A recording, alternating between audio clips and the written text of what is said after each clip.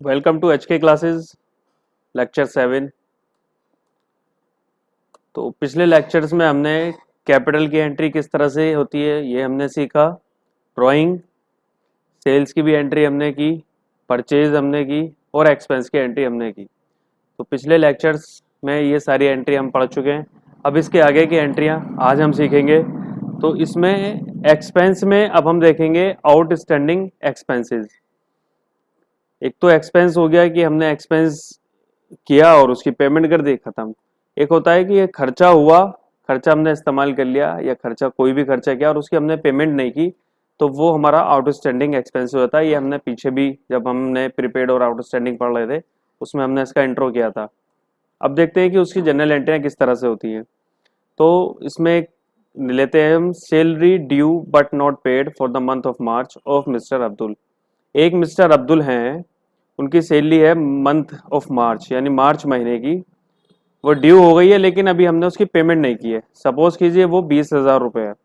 तो क्या करेंगे हम, salary account debit to outstanding salary या मिस्टर ए सैलरी। अब चूंकि सैलरी है, खर्चा तो हो गया हमारा लेकिन हमने उसका पेमेंट नहीं किया है। खर्चा हो गया तो इसका मतलब ये है कि इस खर्चा तो मुझे पी एंड एल अकाउंट में डालना ही है अपना, यानी एक्सपेंस में मुझे रिकॉर्ड करना है। तो सैलरी अकाउंट डेबिट 20,000। इसके बाद अब वो खर्चा हो गया, अब क्रेडिट क्या करना है मुझे, डेबिट और क्रेडिट दो चीजें करनी होती है। तो खर्चा मेरा डेबिट हो गया।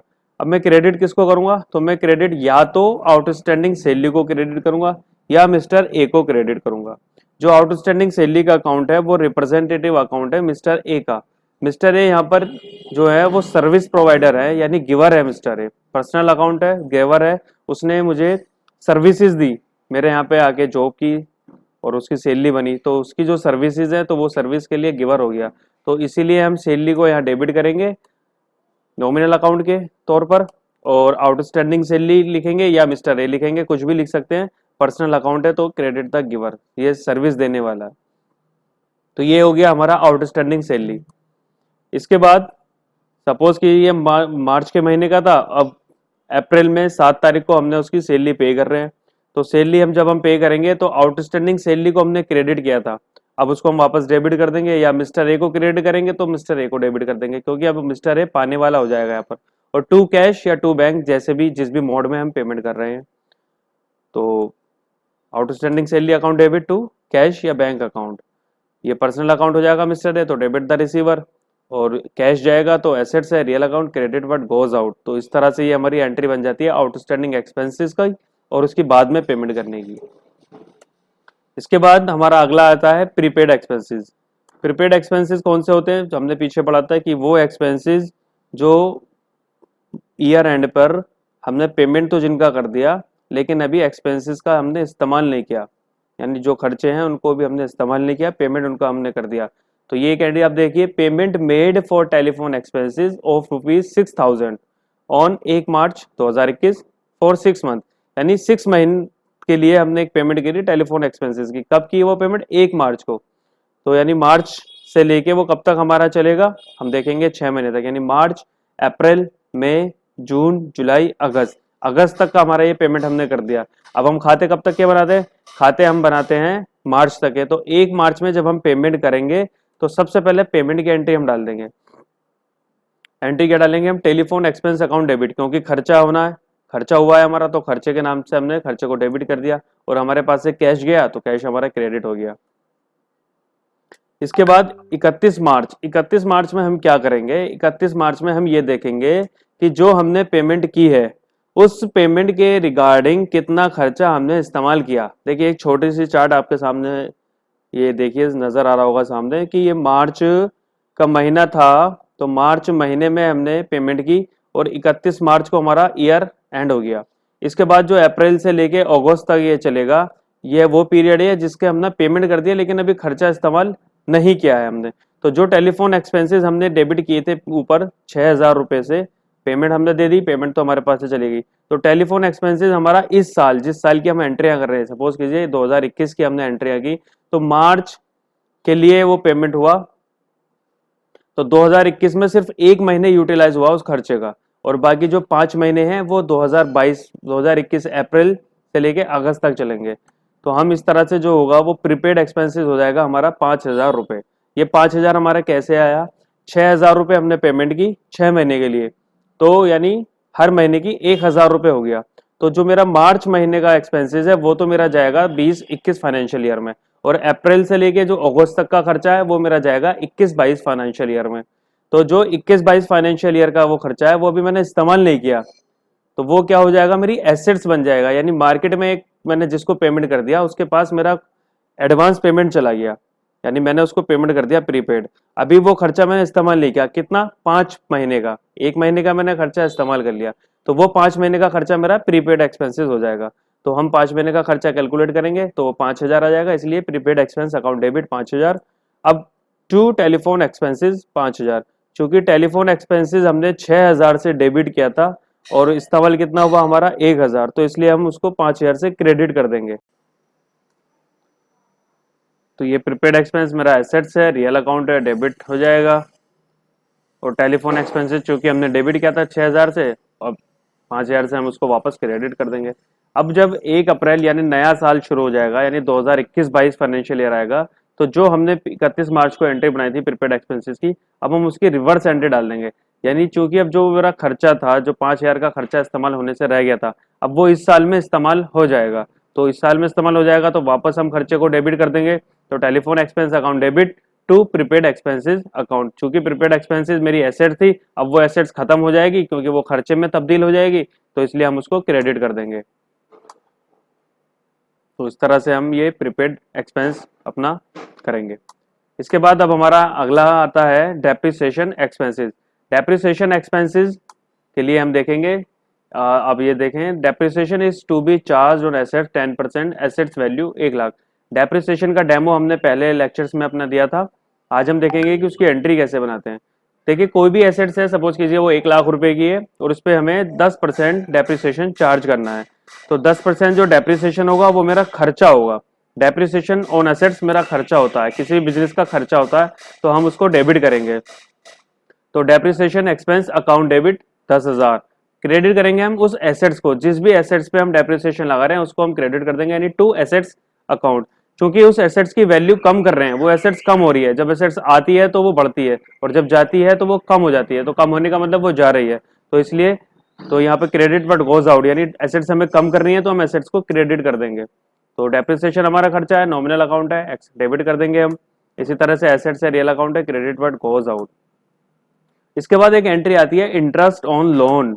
तो इंटरेस्ट ऑन लोन के बारे में हम ये पढ़ सकते हैं इसमें, interest on loan is to be charge, अच्छा ये डबल हो गया, अराउंड 5,000। अब payment is made of rate 20,000 for principal and 5,000 for interest. इसमें ये कह रहे हैं कि 5,000 रुपए का आपको लोन पे इंटरेस्ट चार्ज करना है, और उसके बाद एक एंट्री है कि हमें 20,000 रुपए इंटरेस्ट प्रिंसिपल और 5,000 रुपए इंटरेस्ट की पेमेंट करनी है। तो इसमें दो एंट्री है, पहले हम इंटरेस्ट को चार्ज करेंगे फिर पेमेंट करेंगे। तो जब भी हम इंटरेस्ट चार्ज करते हैं तो इंटरेस्ट जो होता है वो हमारा खर्चा होता है। किसी भी बिजनेस के लिए इंटरेस्ट खर्चा होता है, लोन के ऊपर जो भी इंटरेस्ट जाता है। तो interest on loan account debit, क्योंकि हमारा ये एक्सपेंस है तो हम इसको डेबिट कर देंगे। और क्रेडिट क्या करेंगे हम, टू लोन अकाउंट। चूंकि अभी हम पेमेंट नहीं कर रहे हैं, अभी सिर्फ हम इंटरेस्ट को चार्ज कर रहे हैं। तो चार्ज करने का मतलब ये होता है कि सपोज कीजिए 1,00,000 रुपए का हमने लोन लिया और उस पर 5,000 का इंटरेस्ट लग गया, तो अब लोन वैल्यू कितनी हो गई हमारी, 1,05,000 हो गई, यानी लोन की अमाउंट अब हमारी बढ़ जाती है। तो इंटरेस्ट को हम डेबिट कर देंगे चूंकि हमारा खर्चा है, और लोन अकाउंट हम क्रेडिट कर देंगे क्योंकि लायबिलिटी है, लायबिलिटी बढ़ती है तो उसको हम क्रेडिट कर देते हैं। तो ये एंट्री बनेगी interest on loan account debit to loan account. इसके बाद अब हम पेमेंट करेंगे इसकी।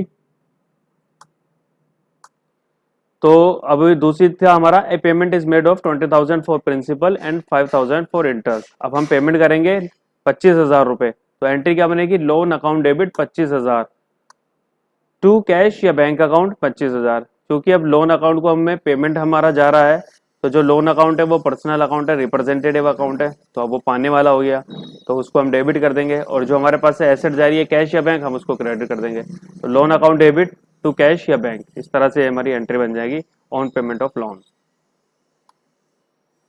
इसके बाद हमारी जो आता है वो आता है स्टॉक लॉस। यानी हमारा बिजनेस में कोई स्टॉक है, कोई परचेज हमने की थी, वो हमारी रखी हुई है स्टॉक के तौर पर, और वो उसमें आग लग जाती है या चोरी हो जाता है, तो उस तरह से स्टॉक लॉस हो जाता है। तो स्टॉक लॉस की एंट्री किस तरह से बुक्स में करते हैं वो हम देखते हैं। सपोज कीजिए stock of ₹50,000 has been lost by fire, यानी आग लग गई और स्टॉक जल के हमारा खत्म हो गया, नुकसान हो गया। तो जो भी स्टॉक का हमारा जो भी लॉस होगा फायर के थ्रू या चोरी यानी थेफ्ट के थ्रू, तो वो हम डेबिट कर देंगे क्योंकि वो हमारा नुकसान है। और नॉमिनल अकाउंट में हम देखते हैं कि debit all the expenses and losses, तो लॉसेस हम सारे डेबिट करते हैं। तो हम लिखेंगे loss by fire expense account debit 50,000। Credit क्या करेंगे हम, क्योंकि ये जो स्टॉक है जो हमारा जल के खत्म हुआ है, जिसका नुकसान हुआ है, वो हमने परचेज किया हुआ था। परचेज किया हुआ था तो वो हमारी परचेज हमारी अब कम हो जाएगी। सपोज कीजिए हमने 10 लाख रुपए का माल परचेज किया, उसमें से 50,000 रुपए का माल हमारा जल के खत्म हो गया, तो जो हमारी गुड्स है वो कम हो गई। कौन सी वाली गुड्स, वो गुड्स जो हमने परचेज की थी। तो इस वजह से हम परचेज को कम कर देंगे, परचेज को कम कर देंगे तो परचेज अकाउंट को हम क्रेडिट कर देंगे यानी टू परचेज अकाउंट। तो एंट्री बनी हमारी loss by fire expense account debit to purchase account. ये आप रूल देख सकते हैं साइड में। इसके बाद अब क्या होगा, जब आपका स्टॉक लॉस हो जाएगा फायर के से या चोरी से, तो हम क्या करेंगे, जिस कंपनी से हमने इंश्योरेंस करा रखा होगा वहां पे हम क्लेम डालेंगे कि ऐसे ऐसे हमारा ये माल जल गया या चोरी हो गया, हमारा नुकसान हो गया, अब हम आप हमें इसका क्लेम दीजिए। इंश्योरेंस कंपनी वाले आएंगे, अपना सर्वेयर भेजेंगे, वो अपना सर्वे करेगा सारा, वो देखेगा कैसे कैसे क्या हुआ। उसके बाद वो या तो रिजेक्ट कर देगा क्लेम को या अप्रूव कर देगा, या कभी कभी कुछ पार्शियल अमाउंट भी अप्रूव कर सकता है। तो हमने यहाँ पे लिया insurance company approve the claim for 40,000 only, तो इंश्योरेंस कंपनी ने 40,000 का क्लेम हमारा अप्रूव किया। तो अब इसकी क्या एंट्री बनेगी अप्रूव करने की। अब चूंकि हमारा 50,000 रुपए का नुकसान था, तो हम तो ये चाहेंगे कि हमें इंश्योरेंस कंपनी 50,000 रुपए दे, तो हम उसकी एंट्री बनाएंगे। लेकिन इंश्योरेंस कंपनी ने 50,000 की ना करके 40,000 रुपए की हमारा क्लेम को अप्रूव किया। तो अब जब वो 40,000 रुपए अप्रूव कर दिया, इसका मतलब ये है कि मैं इंश्योरेंस कंपनी से 40,000 रुपए लेने का हकदार हो गया, यानी वो मुझे फ्यूचर में मिलेंगे। फ्यूचर में मिलेंगे मतलब अब मेरी वो एसेट्स हो गई। तो जब जैसे वो मेरी एसेट्स बनी तो मैंने इंश्योरेंस कंपनी को डेबिट कर दिया, क्योंकि इंश्योरेंस कंपनी अब मेरी एसेट्स है, मुझे वहां से पैसे मिलेंगे। और to loss by fire account 40,000 रुपए। देखिए ऊपर मेरा लॉस हुआ 50,000 रुपए का, और 40,000 रुपए कंपनी ने मुझे देने का वादा कर दिया, तो मेरा एक्चुअल लॉस अब कितना होगा। 50,000 का लॉस हुआ, 40,000 मुझे मिल जाएंगे, तो मेरा एक्चुअल लॉस होगा 10,000 रुपए का, क्योंकि 40,000 तो मुझे मिल गए, तो मेरा एक्चुअल लॉस इतना हुआ 10,000 का।